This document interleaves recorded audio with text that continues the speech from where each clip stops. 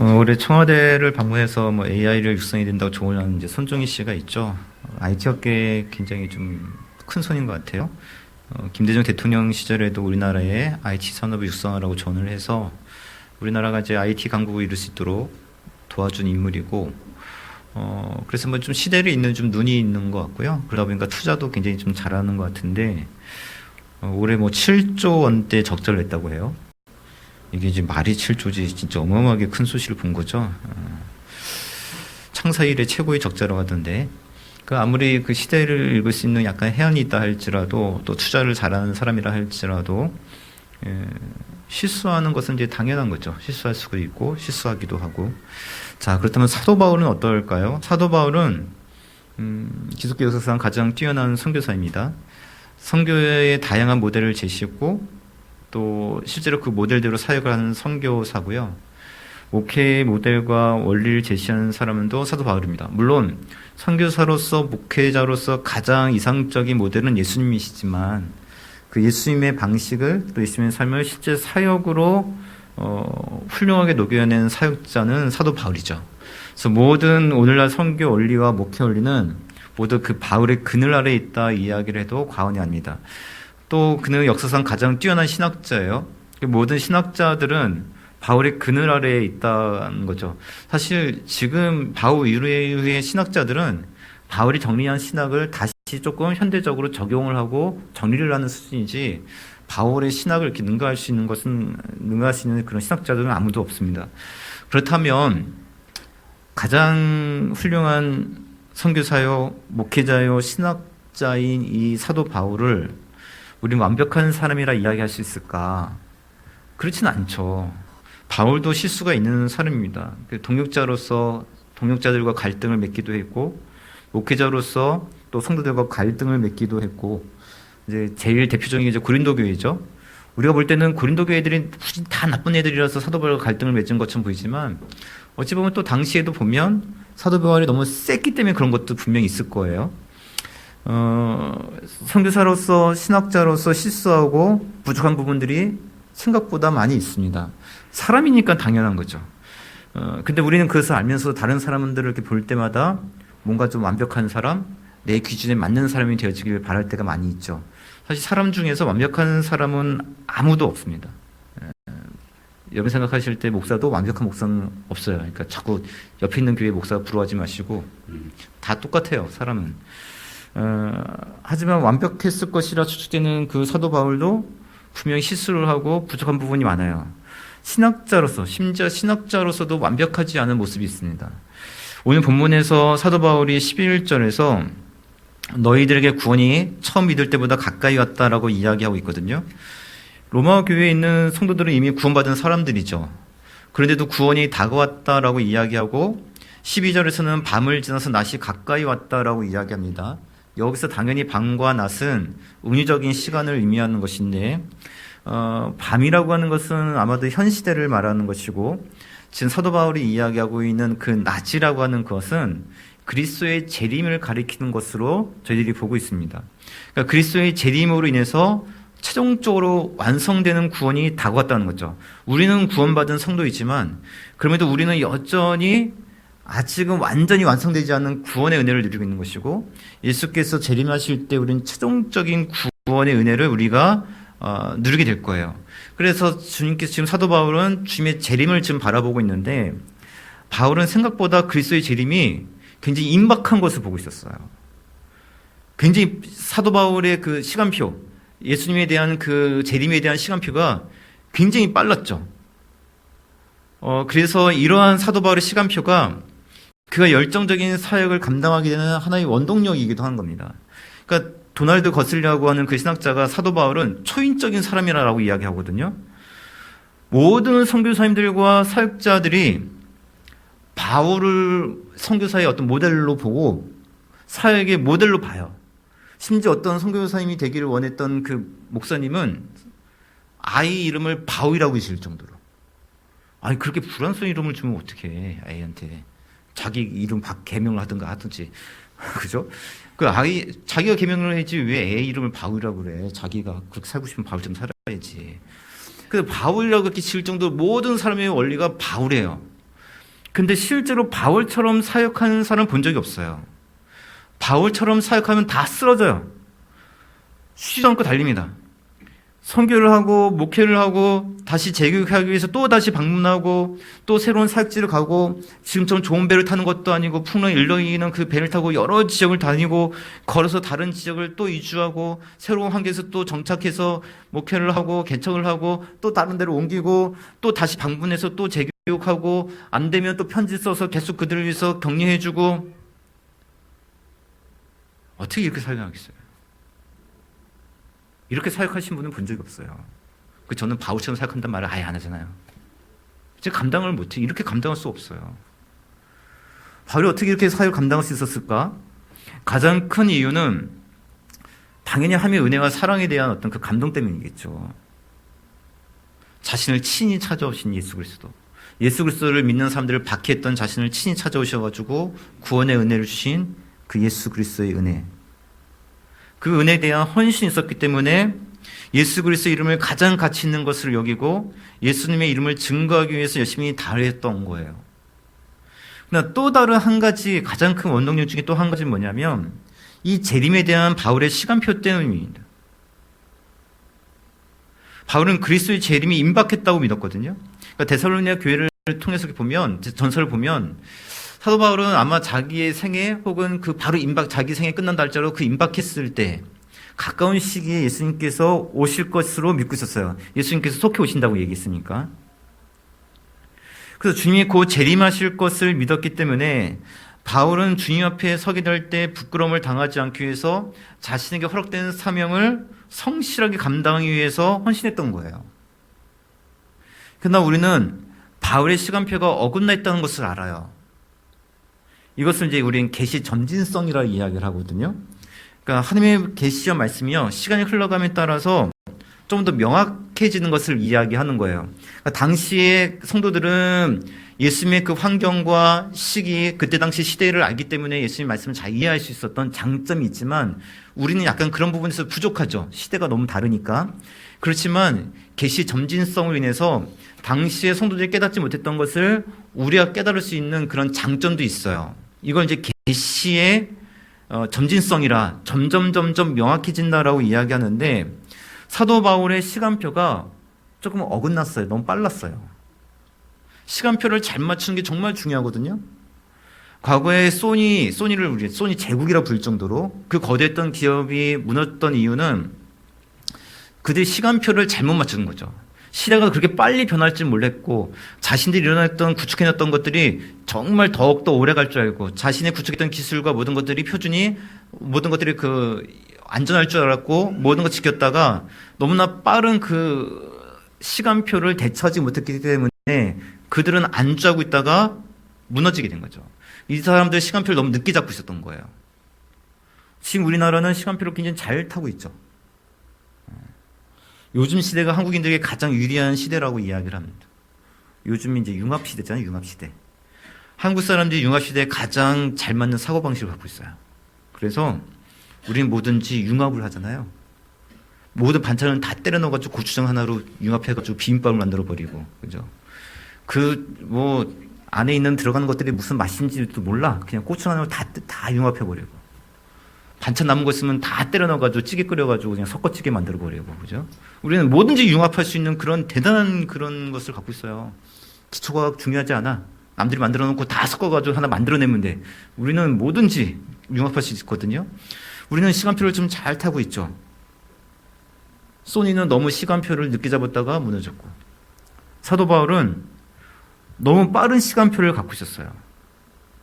그리고 사도 바울의 세계관이 너무 좁았습니다. 사도 바울은 스페인 땅끝으로 알고 있었거든요.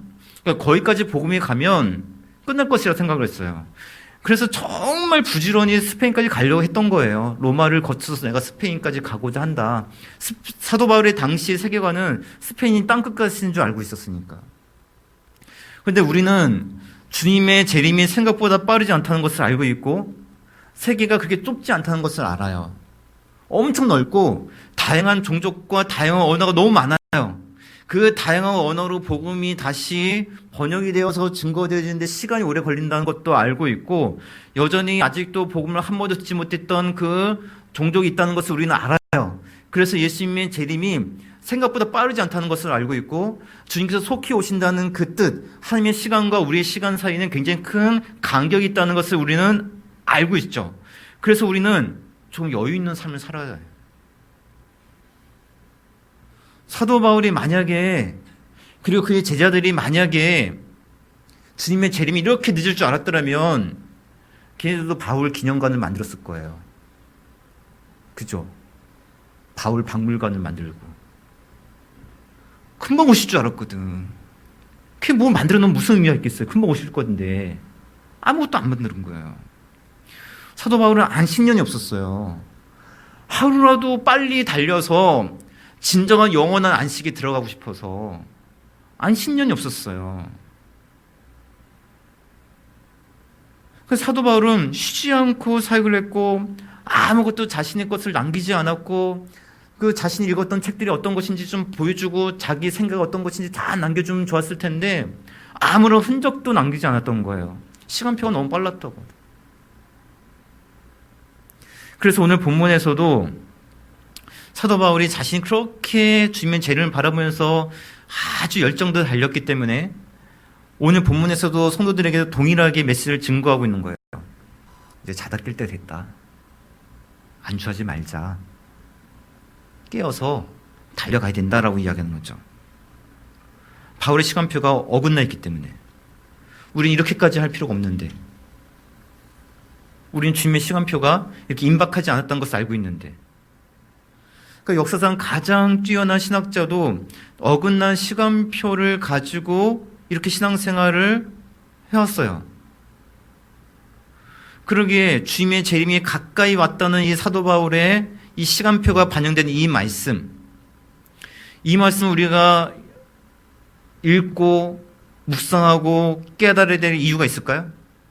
시간표가 잘못됐다니까? 우리는 주님의 재림이 이렇게 임박하지 않았다는 것을 알고 있는데, 우리는 주님의 재림을 바라보면서 정말 사도 바울처럼 쉬지 않고 그렇게 살아가야 될 이유가 있을까요? 시간표가 어긋났는데? 우리 시대에서 주님의 재림에 대해 시간표만 생각한다면 사도 바울의 시간표는 분명히 어긋나 있어요. 주님의 재림, 딱 거기만 초점을 맞춰서 사도 바울의 시간표를 생각을 한다면 분명히 바울의 그 시간표는 어긋나 있습니다. 그러나 새로운 시대를 가져오시는 예수님의 재림에 초점을 맞춘다면 바울의 시간표는 어긋난 게 아니에요. 재림에만 딱 초점을 맞춘다며 어긋난 것처럼 보이지만, 지금 사도 바울이 이야기하고 있는 주님의 재림에 대해서 이야기하고 있지만, 새로운 시대를 가져오시는 예수님의 재림에 대해서 초점을 맞춘다면 시간표가 어긋난 게 아니거든요. 새로운 시대가 이미 시작되었어요. 아직 예수님께서 오시지 않으셨지만 예수님께서 다스리실 그 영원한 나라가 이미 이 땅 가운데 임한 거죠. 구원의 완성이 지금 가까이 왔다라고 지금 사도 바울이 이야기하고 있지만, 지금 구원의 완성은 지금 이미 시작되고 있다는 거예요. 그래서 11절에서 보시면 사도 바울이 주님의 재림의 시기가 정확히 언제라고 이야기하지 않지만 시작은 되었다라고 지금 이야기하고 있는 거거든요. 구원의 완성이 될 시기가 가까이 왔다라고 이야기하고 있고, 12절에서도 밤이 깊을 대로 깊어졌고 이미 낮의 시대가, 빛의 시대가 도래하고 있다라고 지금 사도 바울이 이야기를 하고 있는 거예요.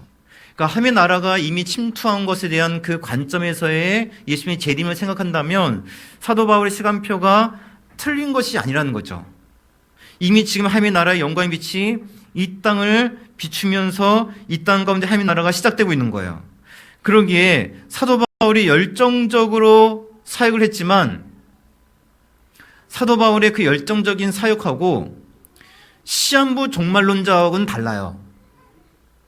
시한부 종말론자는 예수님의 재림이 언제 임할 거라고 임박했다라고 믿다 보니까 어떻게 합니까? 가정도 다 팽개쳐버리고 직장도 다 나와버리고 교회에 모여가지고 기도하고 준비하고 있잖아요. 근데 사도 바울의 편지들에 보면 가정에 대한 가르침이 있습니까? 없습니까? 가정에 대한 가르침이 있죠. 그죠? 세상에서 어떻게 살아야 될 것인가에 대한 가르침이 있죠. 분명히 임박한 시간표를 갖고 있음에도 불구하고 사도 바울의 가르침은 시한부 종말론과는 전혀 다른 거예요.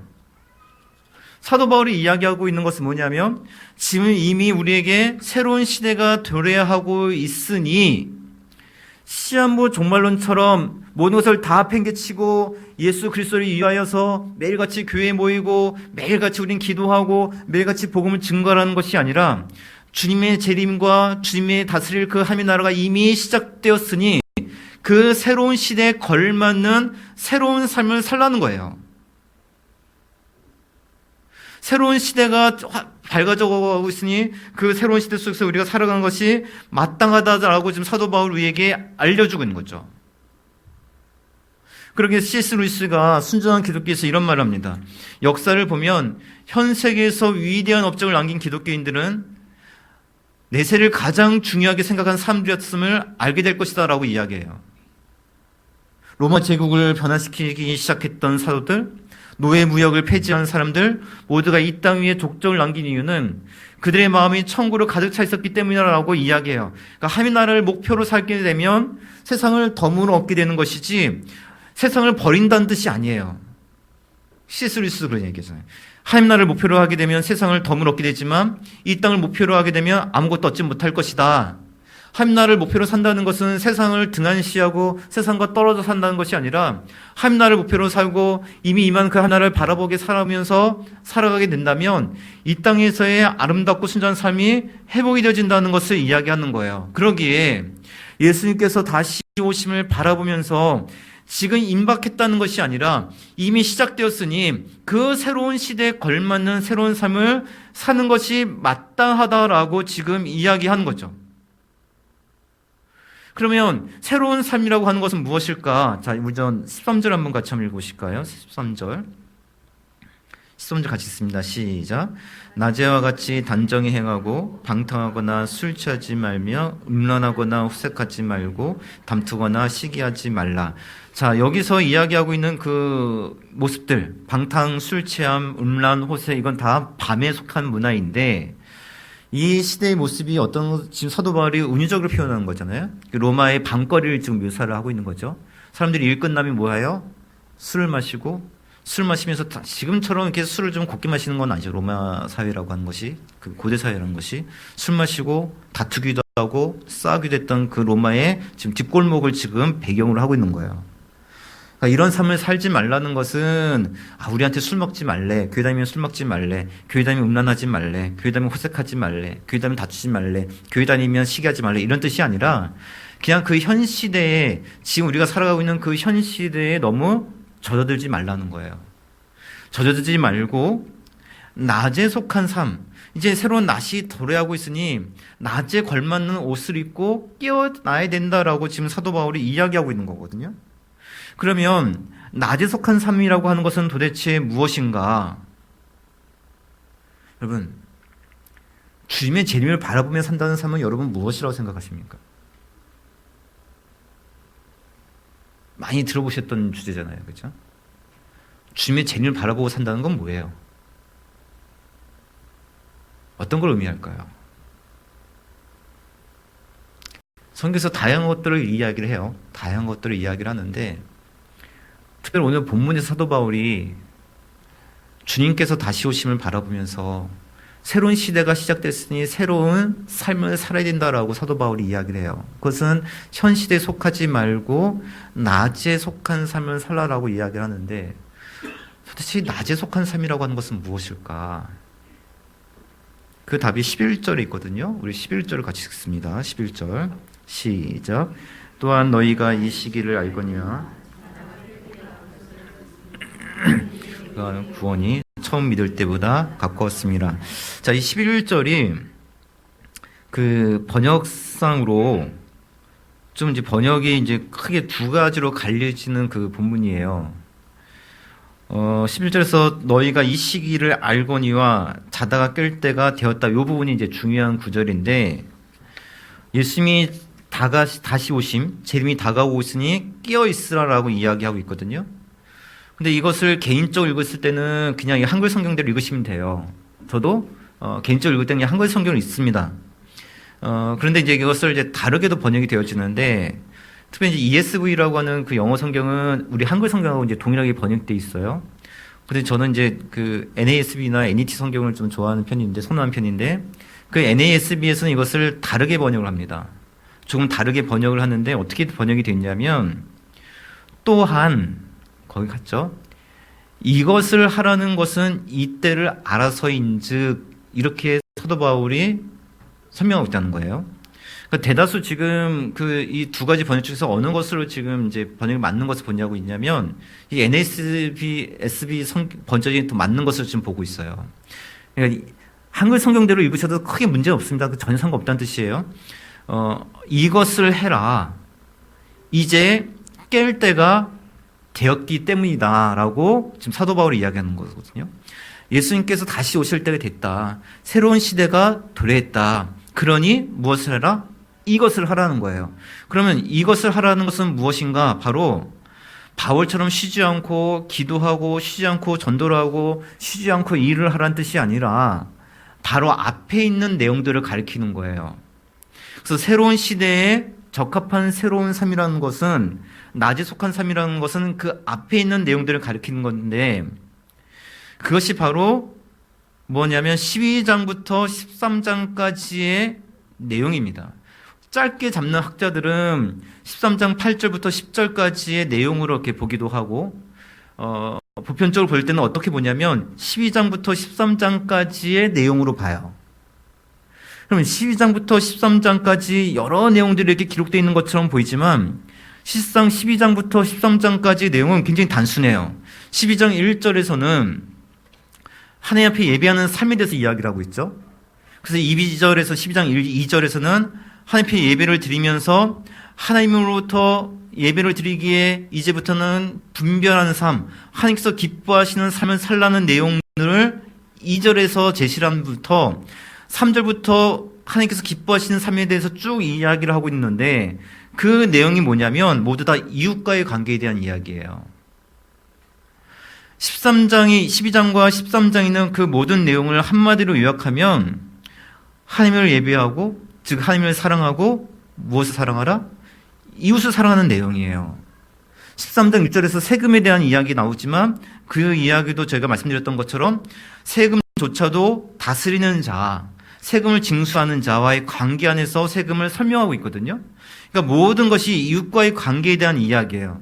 주님께서 다시 오실 때가 되었으니 그에 걸맞는 삶을 살라고 이야기하고 있는데, 그 내용은 아주 단순해요. 예수께서 말씀하셨듯이 누굴 사랑하고, 하나님을 사랑하고, 누굴 사랑하라? 이웃을 사랑하라. 새로운 시대에 걸맞는 삶이라고 하는 것은 결국에는 조화를 이루는 사람입니다. 우리는 완벽하지 않죠.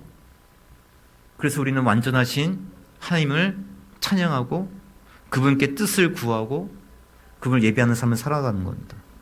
우리가 왜 주님의 말씀을 들어야 되는 거냐면, 우리는 완전하지 않기 때문에. 그러나 하나님은 완전하시기 때문에. 그리고 하나님께서 우리에게 이웃을 내 몸같이 사랑하라 말씀하셨으니 그 말씀을 따라서 이웃을 사랑해야 되는 거예요.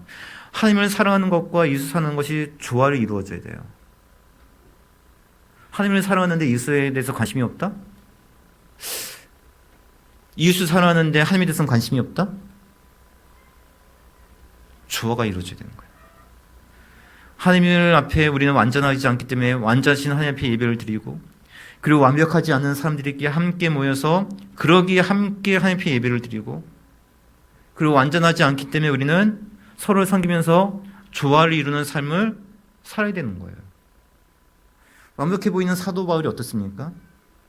흠이 많은 사람이에요. 사도 바울이 혼자 그 위대한 일을 이룬 것은 아니에요. 사도 바울 옆에는 사도 바울의 건강을 챙겨줄 수 있었던 누가가 있었던 거고요. 그렇죠? 사도 바울 옆에 함께하는 사람도 있었기 때문에 그 많은 사역들을 행할 수 있었던 거예요. 조화를 이루어야 되는 거예요.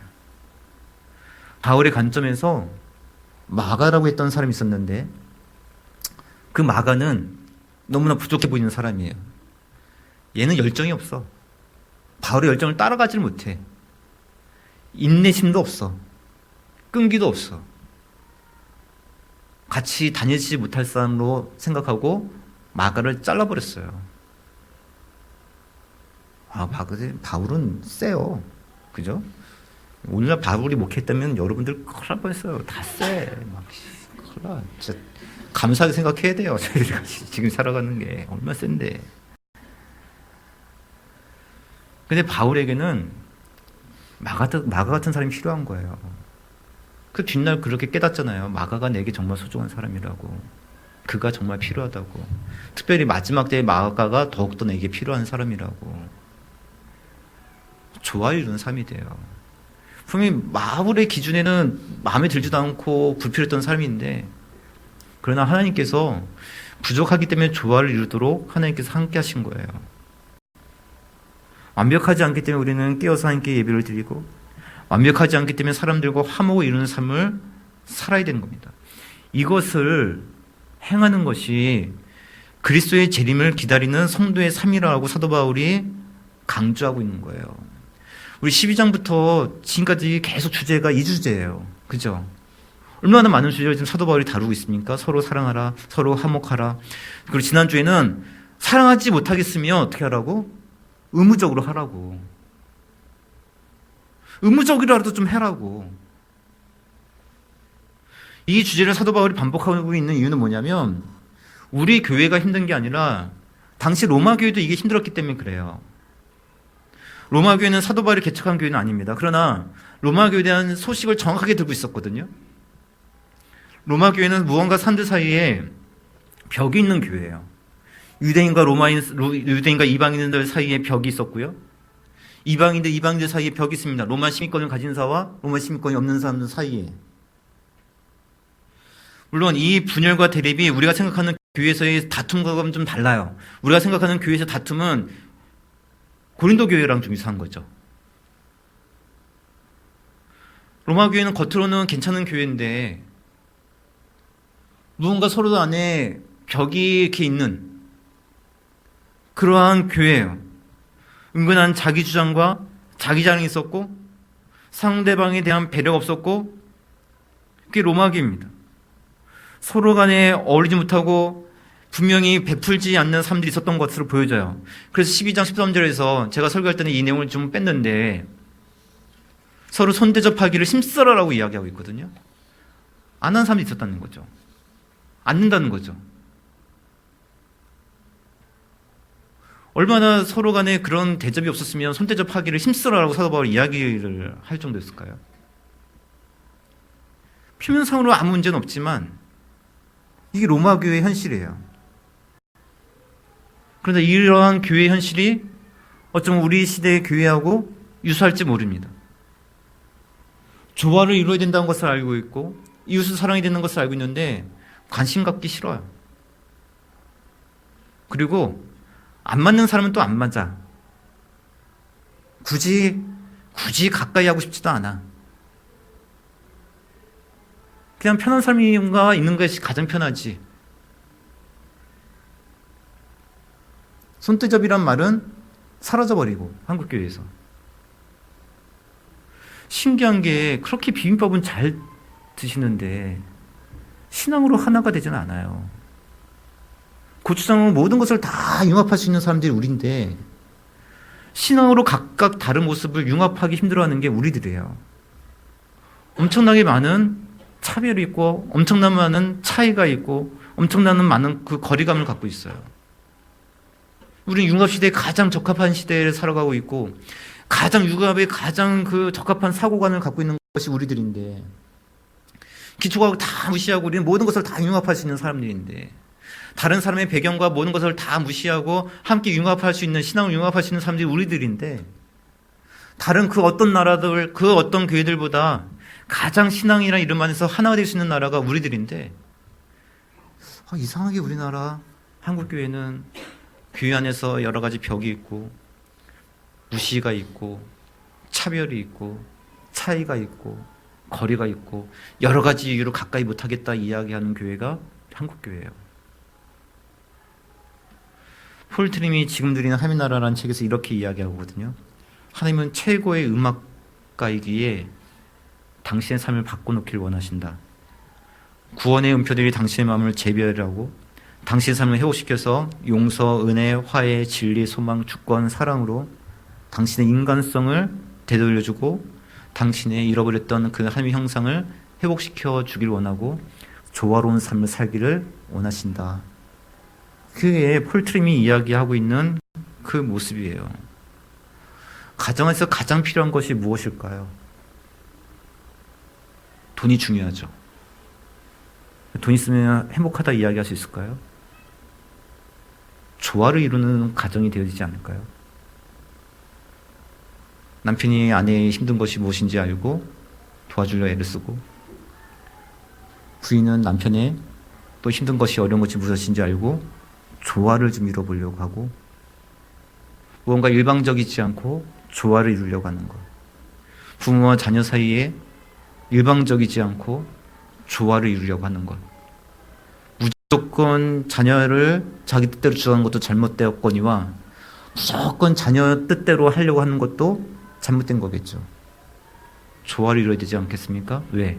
하나님을 예배하는 가정이기에 서로에 대한 관심이 회복되죠. 우리 교회에서 가장 필요한 것은 무엇일까요? 좋은 예배당, 좋은 환경, 그것이 필요할까요? 아니면은 조화가 필요할까요?